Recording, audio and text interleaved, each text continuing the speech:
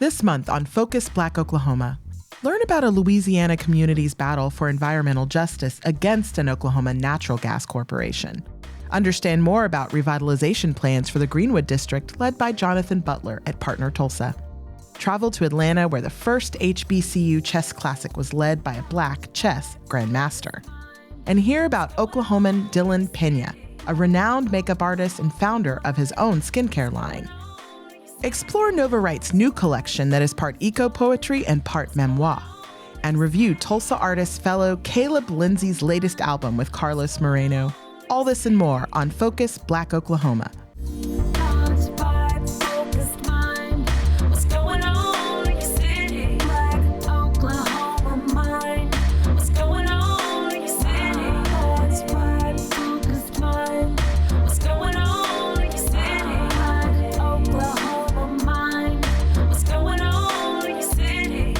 Focus Black Oklahoma is sponsored by the Black Church Traditions and African American Faith Life program at Phillips Seminary, offering a master's degree in social justice online and in person. Learn more at wherefaithleads.com. This is Focus Black Oklahoma. I'm Kuma Roberts. And I'm Jacob Littlebear. In Plaquemines Parish, Louisiana, a battle against environmental and climate injustice is underway. As an Oklahoma energy company sets its sights on the Gulf, concerns mount over the potential harm inflicted on historically Black towns in the area. Here's Nick Alexandrov with more. There should be a travel advisory warning like they're doing for Florida. There should be one for Plaquemines Parish for Black people. Plaquemines Parish is full of corruption. The corruption comes from the district attorney's office. It comes from the police department. Policing in Plaquemines Parish they're lawless. And they are the actual perpetrators of the crimes. Ultimately, the cartel who is in power is a white person, and poor people of color are caught in the middle of this massive grab for land. If you can imagine the mouth of the Mississippi River, the toe of the boot of Louisiana, that's Plaquemines Parish. I'm Naomi Yoder. I work on the science and policy team at Healthy Gulf. Healthy Gulf's purpose is to collaborate with and serve communities who love the Gulf of Mexico by providing research, communications, and coalition building tools needed to reverse the long pattern of overexploitation of the Gulf's natural resources. I called Naomi in April because there's an Oklahoma connection to the Gulf, an energy company linking our region to the Mississippi River's mouth 600 miles away. Accelerate has set the pace for opening new markets for LNG. Or liquefied natural gas. From Boston to Bangladesh, we have delivered reliable and clean energy to markets across the globe. Stephen Kobos is the president and CEO of Accelerate Energy, the LNG transportation firm owned by Tulsa billionaire George Kaiser. The company went public in April last year, just weeks after Russia's invasion of Ukraine. The move netted Kaiser $1.4 billion. In February, Accelerate signed a sales and purchase agreement for a new LNG facility. WDSU, a New Orleans television station, reported on the site. The price tag, more than $21 billion. It will be the most expensive plant ever built in this part of the world. It's being built right now less than 30 miles from downtown New Orleans near Myrtle Grove in Plaquemines Parish. This is the Plaquemines LNG export facility, a project of a Virginia-based company called Venture Global LNG. I contacted Accelerate Energy and Venture Global several times with interview requests, but neither responded. The Venture Global Plaquemines LNG site is in the lower parish, which is less populated. Also has more historically Black towns, and several of those historically Black towns are in direct proximity to that facility. Ironton is one of those towns. Tracy Riley, a retired Army major and president of the Plaquemines Parish NAACP, told me about it. Our conversation started in early May at Lil Lee's Cafe, part of a gas station off Louisiana Highway 23 in Belle Chase. We continued over Zoom later that month. It's only about 40 structures, right? Total maybe 100 people, mostly elderly. This particular community is over 250 years old. They left the St. Rosalie plantation just about 3 or 4 miles north of their location. It was owned by a black man. He had come into the property and come into owning enslaved persons and was considered a free man. And he had his plantation here in Plaquemines Parish. And when the war ended and the Confederacy lost, these families that were living on the plantation, for the most part, most of them stayed together and just migrated just south of where they had been required to live and work, and built a community there. And they transferred information to their descendants, keep the property, protect it, stay on it, never sell.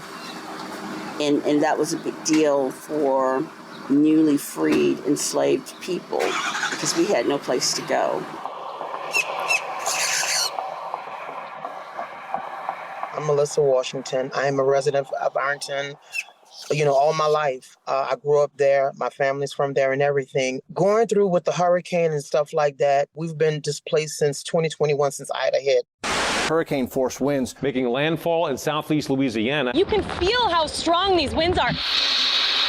Calls for help, water rushing into homes. It is very difficult to get to anyone.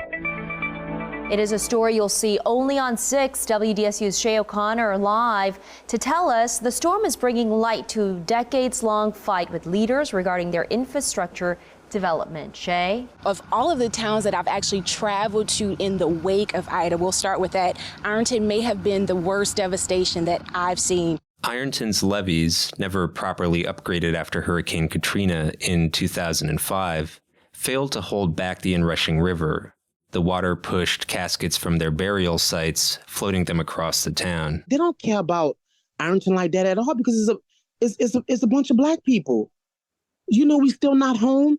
I am still up here in Jefferson Parish paying almost $2,000 worth of rent, coming from paying $500 a month for a mortgage, bumping it up to almost $1,500. Melissa's ruined Ironton home is a 10-minute drive from Venture Global's new facility, only 6 miles from the site where George Kaiser's Accelerate Energy will profit.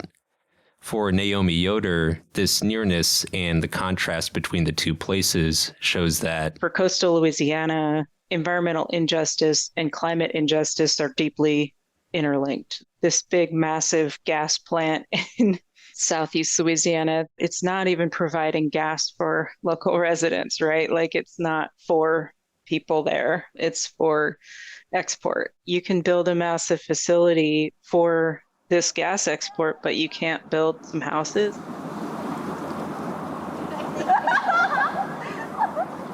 In Oklahoma, the discussion around George Kaiser centers on his giving.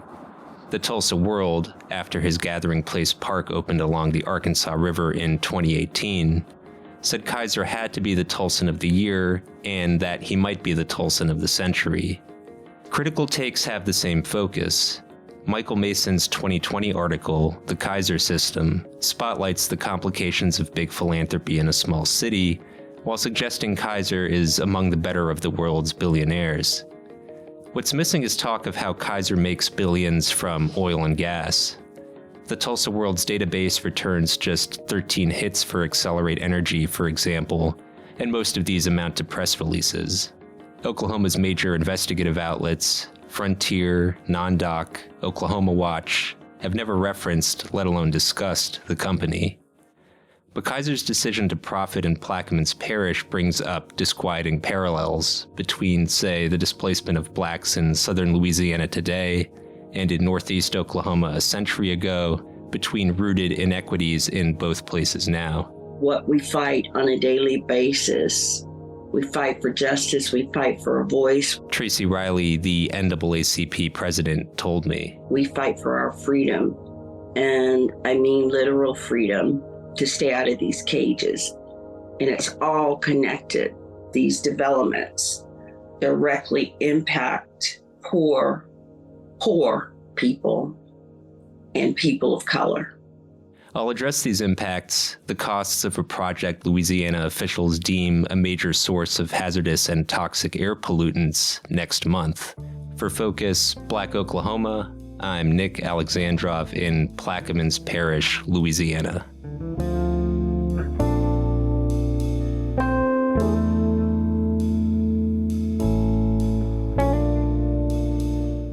Partner Tulsa, a collaborative effort of civic leaders in the City of Tulsa, is spearheading revitalization plans for the Greenwood District. With projects like the Kirkpatrick Heights and Greenwood Master Plan, the aim is to honor the district's rich history while embracing future growth. Sondra Slade sits down with Partner Tulsa's Jonathan Butler. What will Greenwood District be in 40 years? What is the future for its residents? Will economic growth occur, or will there be little or no changes? Partner Tulsa is a consolidated team that merges several different civic leaders from the City of Tulsa who are working to ensure that Tulsa will keep reviving and thriving. These projects, including the Kirkpatrick Heights and Greenwood Master Plan, or KHMP, will not only honor the past, but also embrace the future. Jonathan Butler, the Senior Vice President of Community Development at Partner Tulsa, discusses the initial investment in the Kirkpatrick Heights and Greenwood Master Plan. Making that space, we've got the mayor and the city council have agreed to invest the first $2 million towards that project. Okay. We know we need a lot more, so we got to go out and raise some money. Okay. Next steps for us, we're going to do some fundraising, and we've got to get this governance structure outlined and in place to be able to figure out what community ownership can look like. And so we've got to kind of build that infrastructure to be able to put that in place. So those are the next steps. But from a built environment standpoint, definitely the plaza, we think we'll be able to get some resources to be able to do that work. We also think that there are dollars that can help us with some of the infrastructure needs. We've applied for some grants already for that. We applied for a technical assistance grant for some help that we just got notified on Friday that we're going to get. And so those are the first steps. And then I anticipate the larger portion of the site, once we show movement, once we show some activity, we know we're going to be able to have investment come and follow. Yes. And so that would be the most dense, most intensive part of the development. Okay. But we also think in the sequencing of it, we need some infrastructure done first. We'll get the funding to be able to do that, I think, at some point, and then we can move on that. So, look, and just setting expectations, we got a great plan. It's a wonderful plan that we got to execute. I think the best way for us to be accountable, but also to communicate with community, is as these things happen. We just got to keep coming back and telling people what's the timeline, what's the expectation for the timeline. We know within the next year, we'll see some movement on the plaza. Probably looking at 2 years before you complete full construction, right? But that's a start, and we feel like we got to do something to keep the community invested and to make sure that they have trust that we're actually going to see this thing and not just have a plan that sits on the shelf. Late last year in 2022, Partner Tulsa presented their plan, which included diagrams and maps at Fulton Street Bookstore. Here are Butler's thoughts on how it was received. I wouldn't call it pushback. What I would say is you got real strong ideas. People are passionate about their community. Okay. And so what people want to see might contrast. What we have done is a great job of is thematically. We know that community sort of by and large said we want to see certain things. Right? They said they want to see more economic prosperity, more economic activity, more abilities to have amenities, more abilities for retail, restaurants, business, more homes, all types of homes. So we know we got that down, right? And then we know that people want to see more safe connectivity to all of the different parts of not just the Greenwood area, but also what would be the Arts District and, going even down to Greenwood, Rising, all that type of stuff, the OSU campus. And when I say safe, I'm not talking about crime. I'm saying something that you can walk and feel comfortable walking, right? Something that maybe you need some better lighting for. We got a lot of those underpasses. How do we address those needs? We have some long-term ideas for stuff that's going to cost tens and tens of millions of dollars to be able to do that we think ultimately will see some life down the road.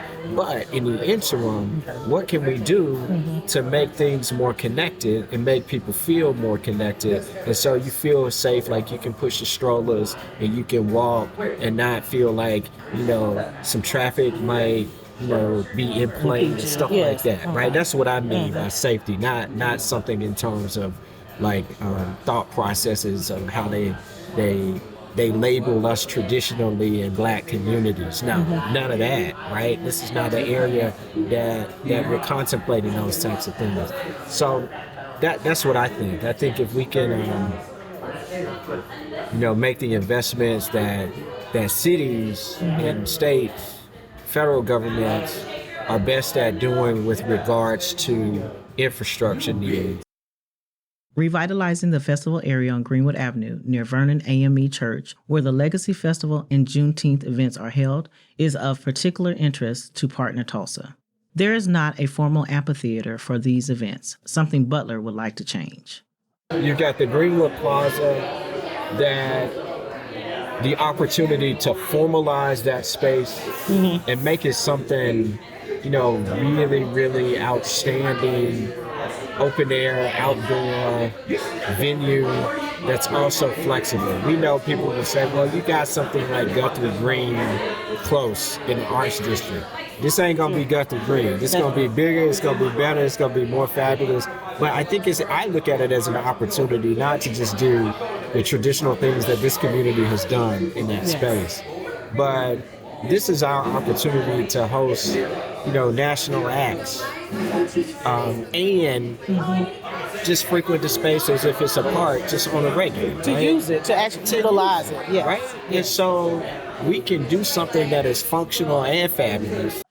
Partner Tulsa has had several opportunities to share the project with residents of Greenwood and Highland Park. In Butler's opinion, their involvement is critical to the success of the plan.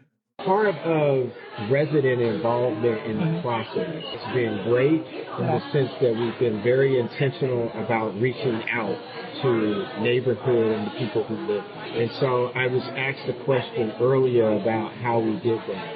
Well, we've had over 40 events, from pop-ups to community forums to charrettes to workshops to student workshops to all types of online, virtual, everything that we think could get community connected and involved. We've also had mailers go out, specifically direct mail to people who live in this community, in this footprint, to participate and be engaged.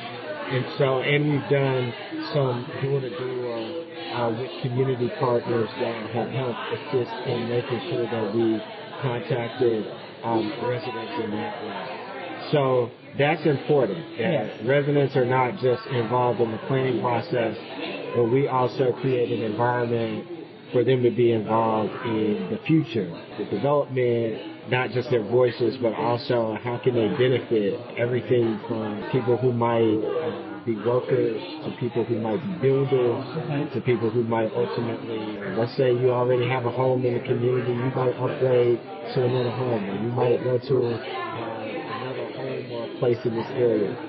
Partner Tulsa is currently in the process of securing funds and trying to finalize plans.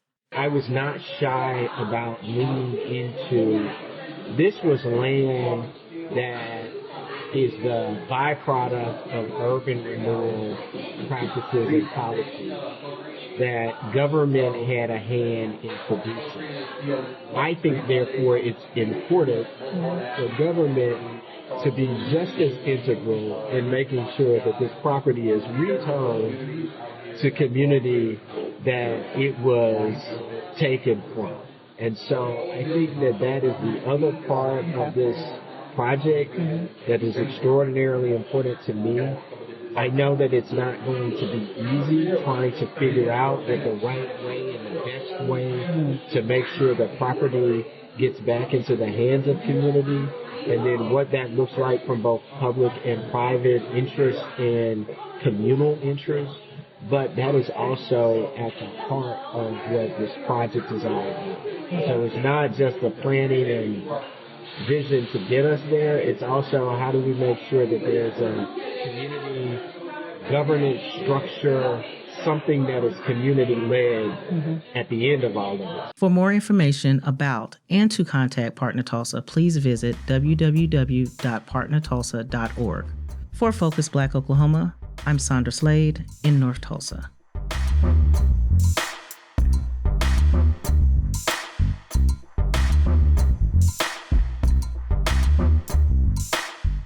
You're listening to Focus Black Oklahoma.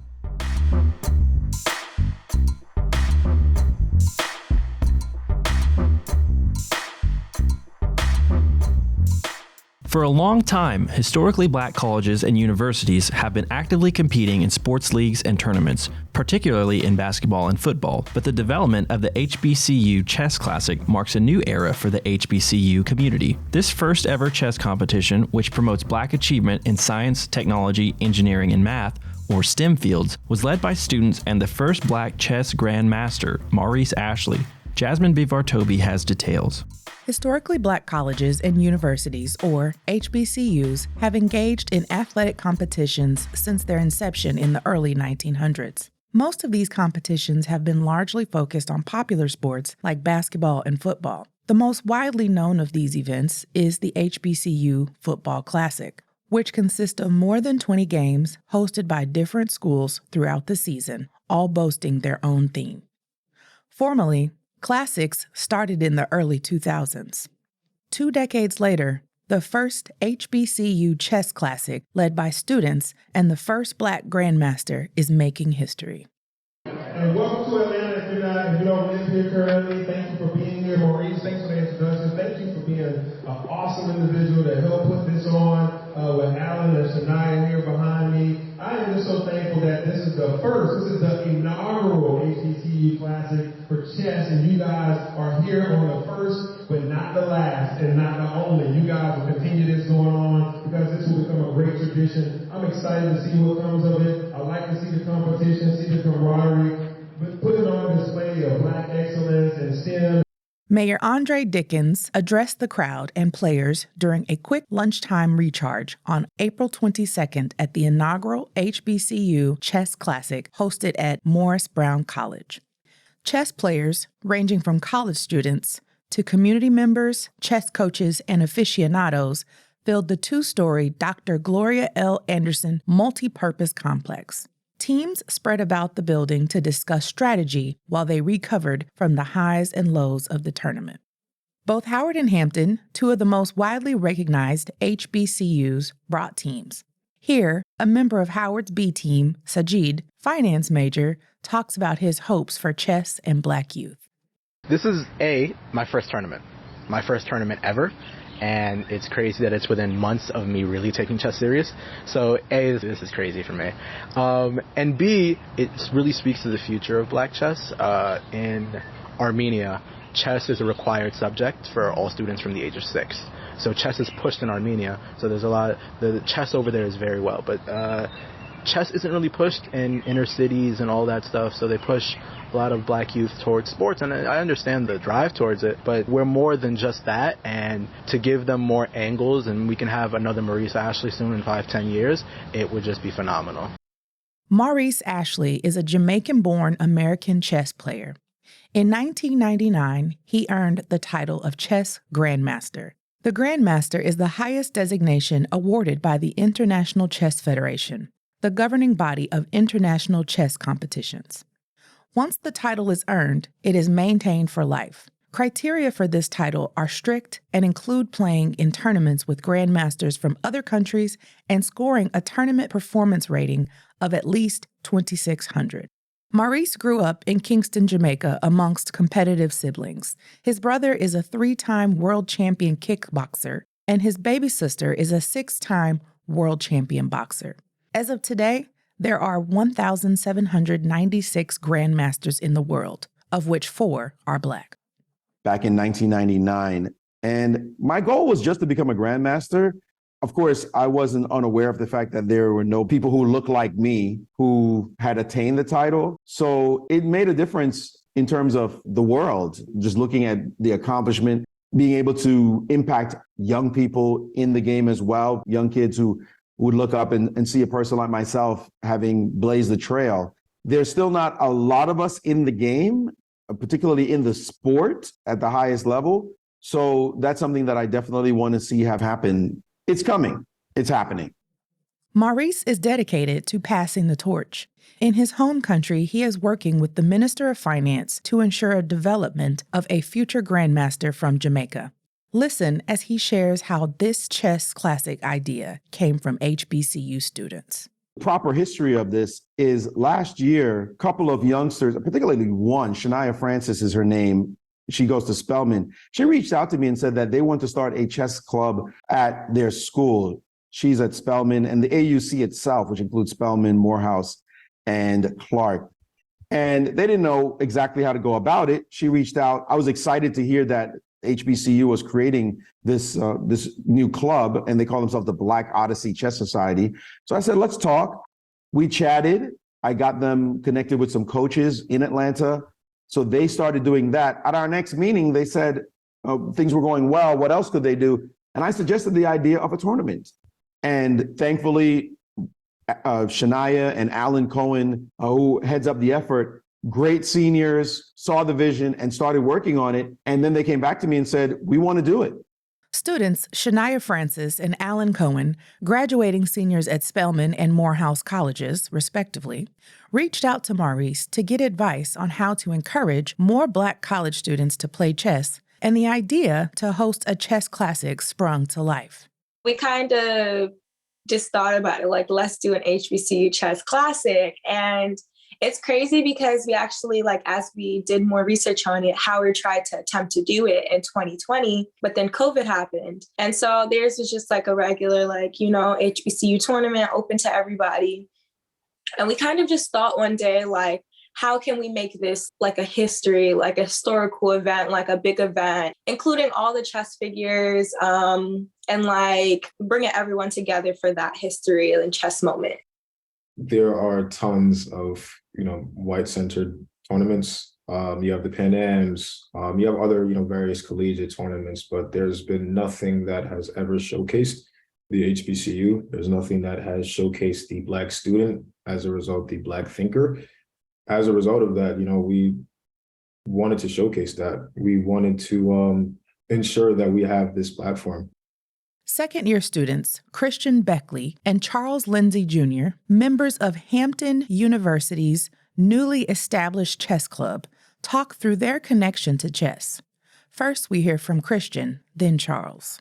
My story was interesting. I kind of came into the chess club because I had a friend, a close friend of mine. His name was Tone Nelson. He kind of brought me into the club, and I came for a night, and I did pretty well. I did pretty all right. And then I stuck with it. I stuck with the chess club. They stuck with me, and I stuck around, and we played. I practiced. I got better. They pushed me to practice, sent me some videos. And then randomly one day they reached out. They were like, hey, we're going to the first HBCU Chess Classic. We want you to come. And I was like, well, I'll go. I started playing when I was like 7 or 8. And what brought me to chess, I didn't want to play chess. My dad forced me into it. So I would do competitions when I was in like first, second grade. My dad would have me play against him like every day. And he would just whoop me, just destroy me. But we played enough to where I started figuring out tactics, figuring out things, and eventually started beating them. And then I went on to, you know, play state competitions in Michigan. And then once my dad said I quit, I just gave up chess. And then I got to Hampton. The August going into my freshman year, met up with Breon, and I saw him playing, and I was like, you know, I know that game. So then me and him being real competitive, we just constantly played each other over and over till we got better. Chess is more than a game. It is a tool to structure thoughts and demonstrate critical thinking. Breon McCrae, president of the Hampton Chess Club, goes deeper into why chess is pivotal in his personal journey. Chess is more than a game. Chess is a lifestyle. It can most definitely help, you know. One of my favorite things to point out about the game of chess is that the National Institute of Health, the world's largest national medical library, states the game of chess as a form of trauma relief. My story going into chess, never thought about it growing up at all until I was about 17, being a competitive soul. My friend sat me down and he said, I can finally beat you in a game. He brought out a chessboard. He beat me bad. He beat me bad and I hated it. So I started to learn how to play by downloading chess.com. I played for about a month, lost every game. Well, like Charles was saying, like chess is deeper than that. I had to lose to learn how to win, you know. And one of the things I found out playing chess is that when you're playing, you're taking those pieces, you're thinking, take, I'm taking from this person. However, the thought should be, I'm adding to myself.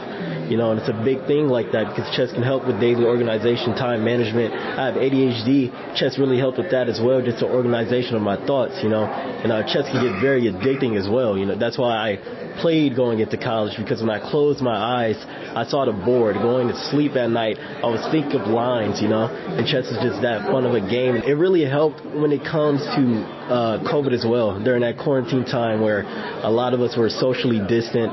A lot of us didn't have a lot to do, and a lot of us didn't know what to think or what to do at all. Chess, again, was one of those forms where it kind of helped me form my thoughts, you know. And I was hoping to really spread that, to spread the benefits outside of just the fun of chess to Hampton University. And that's what me and Charles came together and did. International Chess Day is July 22nd. Celebrate by playing or learning how to play chess. Also, visit thechessdrum.net and read more about powerful young Black people across the country and their accomplishments in chess. As a Hampton Chess Club member says, quote, chess is for everybody. There's a misconception that chess is for nerds. It's not, end quote. For Focus, Black Oklahoma, I'm Jasmine Bivar-Tobie in Atlanta.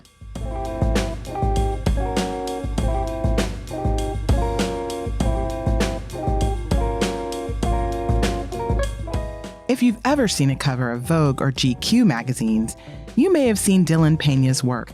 Though he started out in a small town on Route 66, the Oklahoma native is now a renowned makeup artist and even created his own skincare line. Here's Shonda Little. Born in a western Oklahoma boomtown in 1980, Dylan Pena was never meant to fit any mold or stereotype. His father's family were poor migrant Mexican agriculture and domestic workers. His mother, who raised him and his 6 siblings as a single mother on government assistance, hailed from farmers who barely survived the Dust Bowl and the Great Depression. Pena's hometown of Canute, population approximately 500, could not contain the dreams of this young, gay, Latino man with his sights on the fashion industry.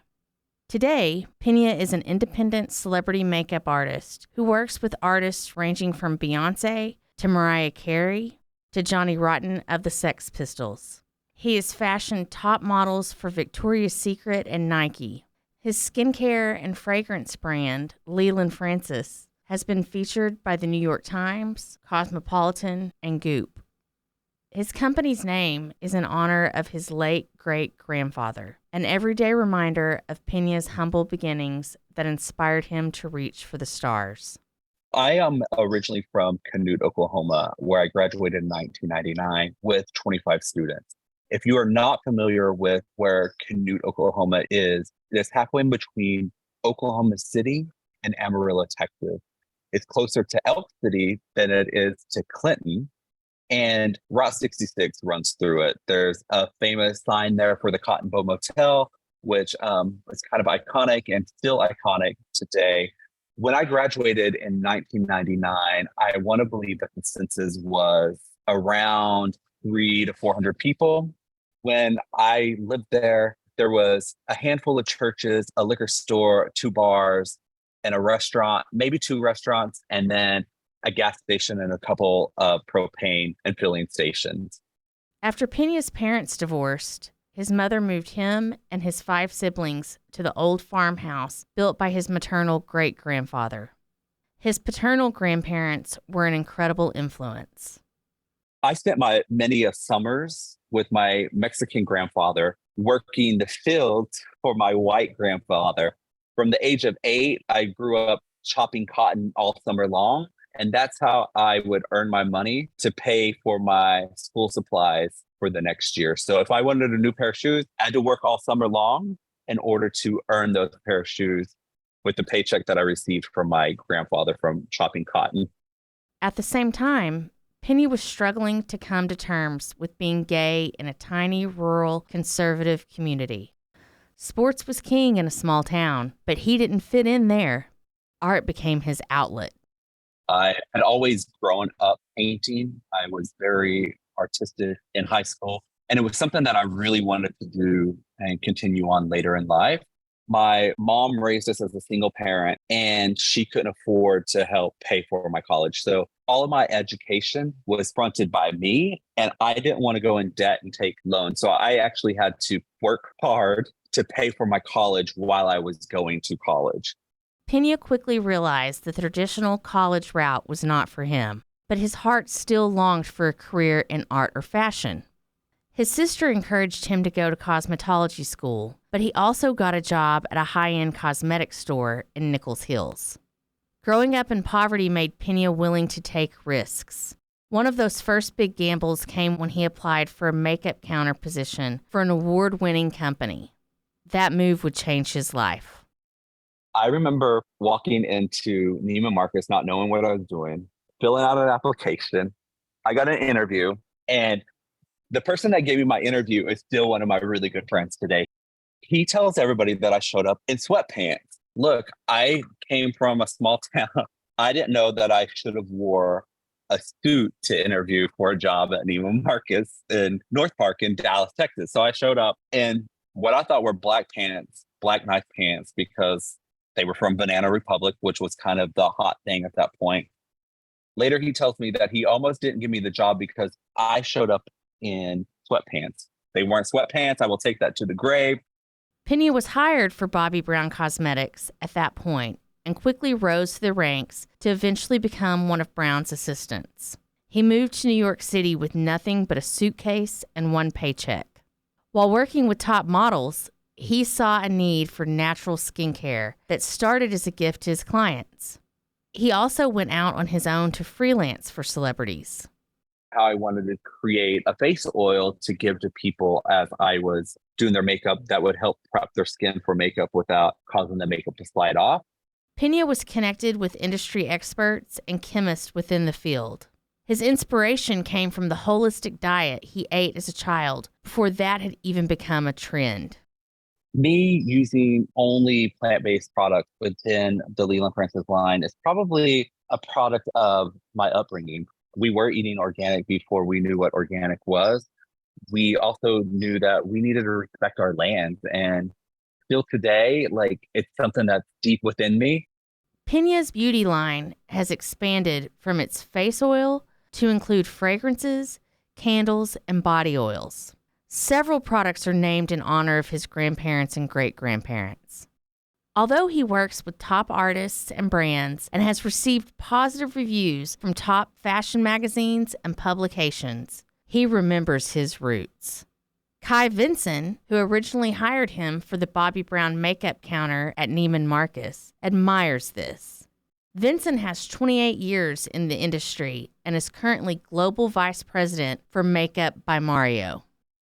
Dylan has one of those personalities that everyone just gravitates towards naturally. I guess, I don't know if it's the Southern charm or if it's just his wittiness and ability. But I think, what's part of giving him such a great career is the way that he presents himself to the world with this, effervescence and energy. At the same time, he's so hardworking and, focused on really kind of accomplishing things. For Focus Black Oklahoma, this is Shonda Little in Cheyenne.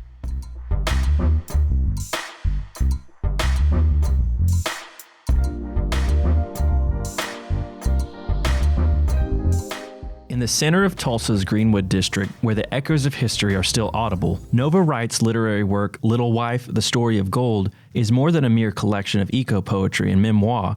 This book gracefully interweaves the essence of Thoreau's Walden with Wright's personal story. With a strong sense of place as a foundation, the author carefully guides the reader through grief, resentment, and trauma that has been passed down from generation to generation. Here's Gabrielle Vickers with a review. Nova Wright's Little Wife, The Story of Gold, is as much a collection of eco-poetry and memoir mixed together as Thoreau's Walden. Oklahoma, specifically the Greenwood area of North Tulsa, blooms from this text like prairie flowers next to the Arkansas River. This sense of location helps ground the work and keeps the strong sense of grief, resentment, and generational trauma from overwhelming the reader. Little Wife is a long time coming. Wright has said that the skeleton of this book began to emerge in 2003 while they were working on their Master's of Fine Arts degree at Boise State University. This intentional, drawn-out process is evident in the collection, which is better for it. Wright's work is able to span from the very earliest of their memories all the way to their son's adolescence, a figure in their life that would not have been born at the time they began writing. The book's concentration on parallels between parents and children creates a concentric core to the writing that's hard to ignore.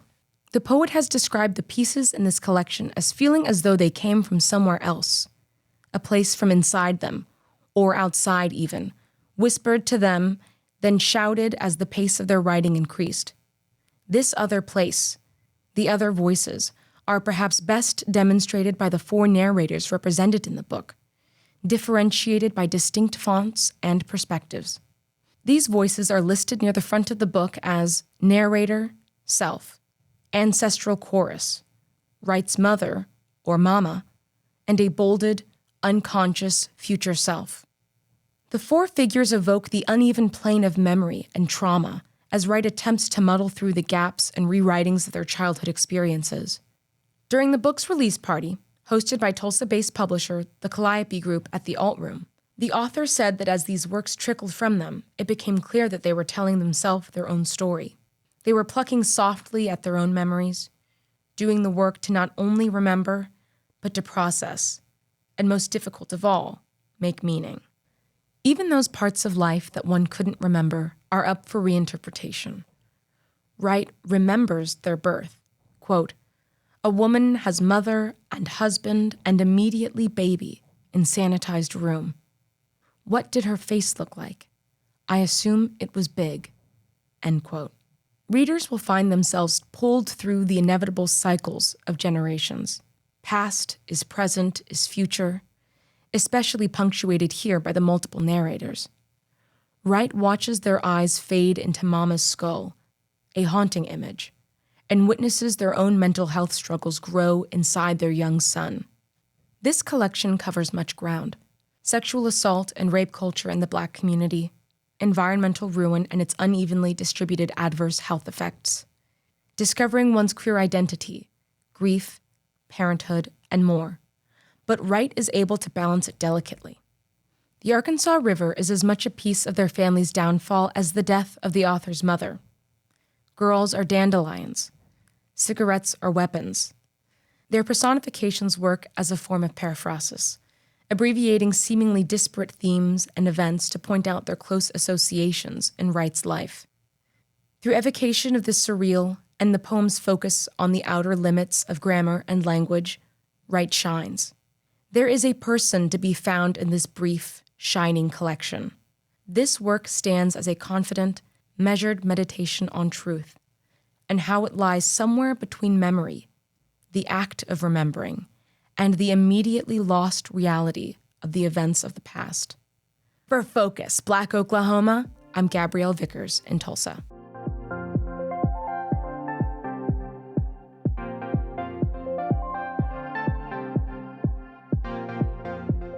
From Florida to New York to Oklahoma, Tulsa artist fellow Caleb Lindsay has blazed a trail across the world of performing arts. This year, he released a new solo album. Here's Carlos Moreno with more.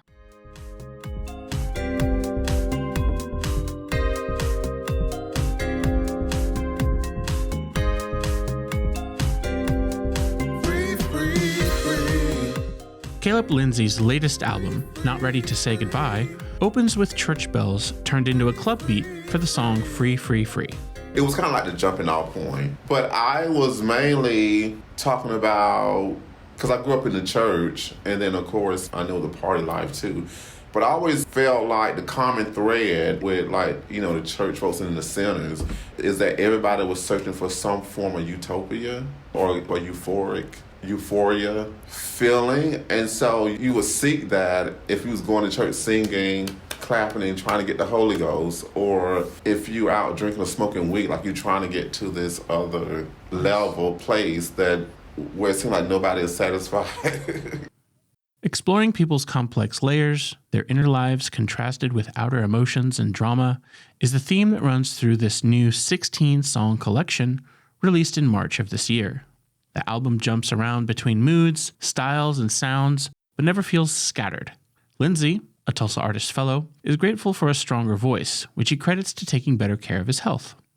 When my aunt passed of emphysema, then my cousin was like, y'all hear me gonna get emphysema. Like, that's all I need to hear. That was all I needed to hear, because I saw my aunt on her deathbed. Like, you know what I mean? And I really stopped smoking. She had cancer twice. It went away and came back. And so I just stopped smoking. And then once that happened, then my voice eventually came back to where I could hit a bridge. I know it didn't work out. I'm driving in circles on this route. I'm not ready to say goodbye, but I can live a lie. Working as a painter, a performance artist, an actor, and now founder and host at the Queen Rose Art House in the Kendall Whittier neighborhood, Lindsay seamlessly blends his talents together. He's stepping into the familiar territory of big emotions and soap opera-style drama following his collaborations with James Franco on the albums Turn It Up in 2011 and Tangled Up in 2017. He's released several music videos to show the storylines that weave through his new songs. On the title track, Not Ready to Say Goodbye, Lindsay expresses the desire to be honest with himself and others about expressing his feelings instead of burying them, going through the process of healing rather than pretending everything is okay.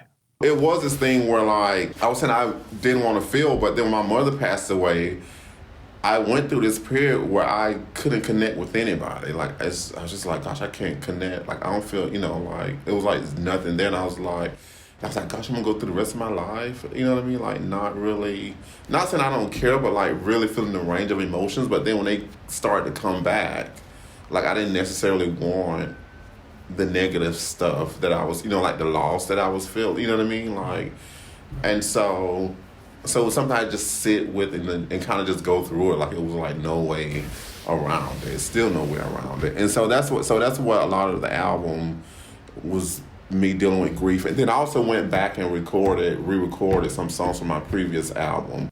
Fans of Lindsay will recognize familiar tracks like Ignorant Oil and Chewing Gum. The artist gives these re-recordings of earlier songs a higher production value and a fresh sound that fits comfortably with a collection of new work. You can hear on this album that Lindsay is becoming comfortable as a more mature artist, reflecting on past challenges and stepping forward. So that was a few songs that I had written for, like, in my mind I was like thinking of other artists. So then when I got nowhere, then I thought like, well, maybe I should record these songs. But then I was also dealing with my own grief. Like, I lost my mother. And then even coming from New York to here, it was like a huge change, although I needed the change. And so I found myself, for the first time, I think I was like 41, like with a therapist. And I had never had a therapist before. Bring your broken heart, 'cause it's members only tonight.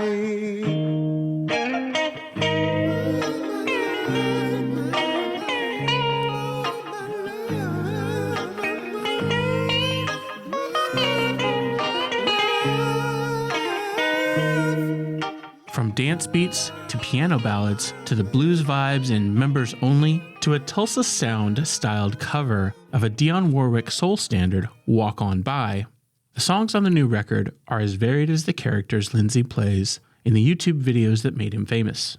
I can get bored like real easy. And that's not like insult anybody, but even with my own stuff, my own work, I have to do something to just switch it up for myself so I can stay excited and actually on my toes. Like, sometimes just throwing it in a song that I can barely sing just to keep me alert, because I don't fall asleep at the wheel or at the microphone.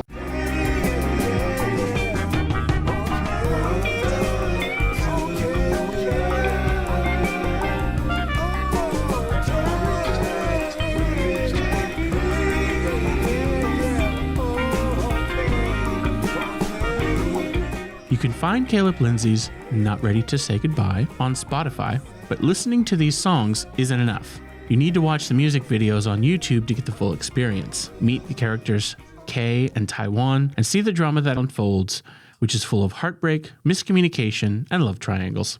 It's a hilarious and heartfelt soap opera that shows people in all their messiness.